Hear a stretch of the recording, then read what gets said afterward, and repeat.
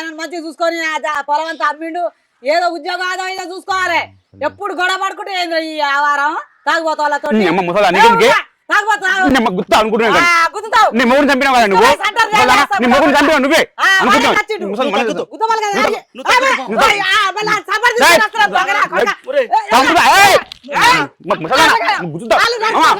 చూడు ఏమంటున్నది